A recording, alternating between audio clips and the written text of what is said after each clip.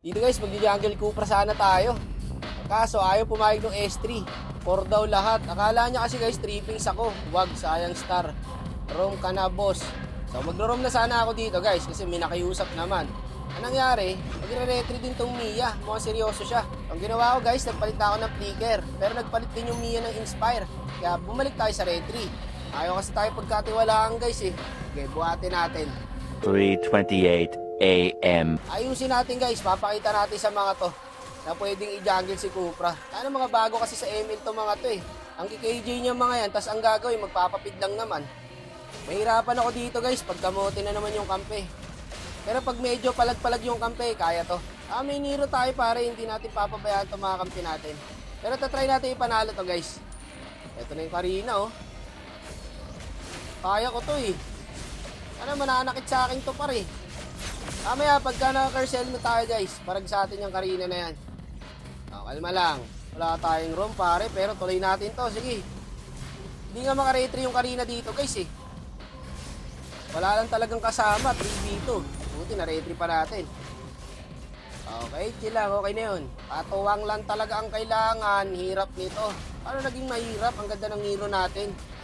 Wala kamote lang talaga yung Mia. 0-2 na guys. Nako, tataba yung Iksha dito. Partida, sinasamahan pa na Natalia yung Mia guys. 0-2 pa din.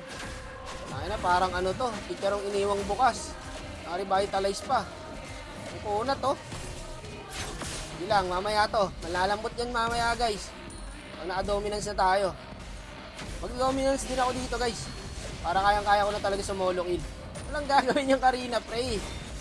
Wala, matitradean lang din kami. Hindi na kamote to eh. Talbos na to ng kamote eh. Itong Mia na to. Low HP na to. Follow up. Nice one katot. Ayun no. Tingin naman ngayon, binubuhat kita. KJ ka kasi. Wala ka naman palang galaw. Leche. Tapos dito guys, nagtaka ako kasi umulto yung Iksha. Tapos kinancel ko. Ayan no. Siyang gala nagkas pa rin. Eve Yarn. Ganun yung ulti ni Eve eh. Hindi nakaka-cancel. Wala, patay ako pre. Taba na ng Iksha eh. Tignan nyo guys ha, tignan nyo yung Iksha. Tapos tignan nyo yung Mia. Putan, laki ng diferensya eh.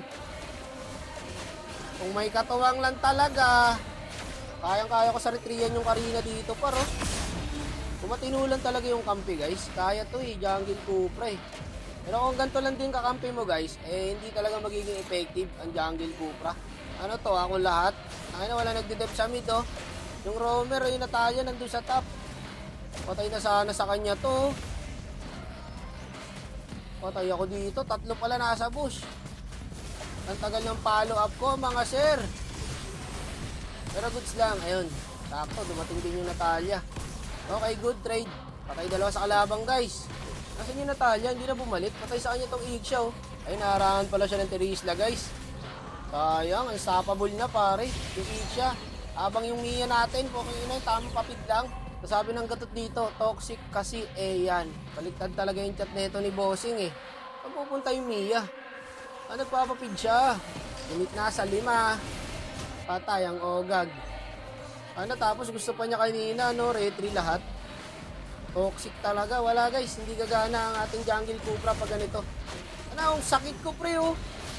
Kaya ko i-solo ko yung Karina. Wala lang din kasama eh. Sige, dep nyo lang dyan. Huwag kayo umalis dyan ha.